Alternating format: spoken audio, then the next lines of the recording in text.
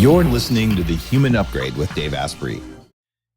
Part of me feels that we're kind of at an energetic point in society. You know, humans we're both individuals, but we're also part of a complex organism that can shift, like a beehive or a herd of sheep or whatever. You know, there's individuals, but the herd goes somewhere to eat for some reason. I'm getting a pretty strong sense that we're at a big inflection point. We're going to go in one of a couple different ways, and part of that inflection point is people reassessing their career and saying, "I got to do something that matters." Or at least something that doesn't suck the life out of me.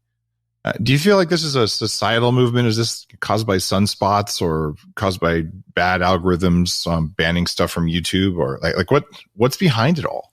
I think there are a couple things. I think one thing is that, so if you look at an individual level, what are the things that normally make somebody make a profound change in behavior? That is not just, BJ Foggs and someone we both know.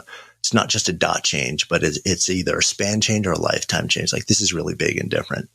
On the individual level, it's rare that somebody makes a really big, profound change without some sort of big, profound disruption dropping into their lives that has them question their existence, their mortality, the way that they spend all their waking hours, the fundamental nature of how they interact with the world. That's what's happened at scale. So we're in a moment where like that level of disruption is happening not just to individuals, but it is literally happening to hundreds of millions of people, all simultaneously. Like, it's sort of like the cosmic ground has been ripped from underneath us. And now we're all just kind of like floating here, and waiting for it to return, and then realizing like, oh, it may not be coming back so fast. So how do I want to be in this place? And then when it comes back, do I want to keep feeling the way I felt for the last 10, 15, 20 years? And that happens on an individual basis. The classic midlife crisis is a crisis of meaning, not a crisis of money or power or sex or love. It is a crisis of meaning. And we're all dropped into that now at scale in a level that we have not seen in our lifetimes. And my sense is that you add that to a level of profound discontent and lack of satisfaction that has been brewing underneath the surface for 3 generations now, and a change in the assumptions about what people want and expect out of the way that they show up and devote themselves.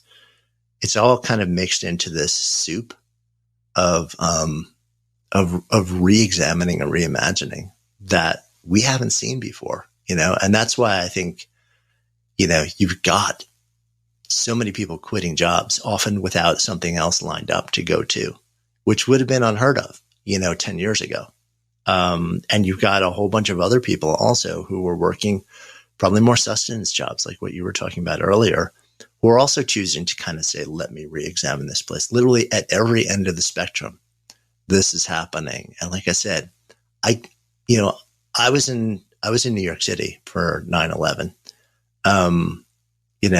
and there was a profound shaking in the year surrounding that, but it was much more localized. And it wasn't at the level that we're seeing now. And there was a local re-examining, and there were pockets of it. But this is something that's much bigger.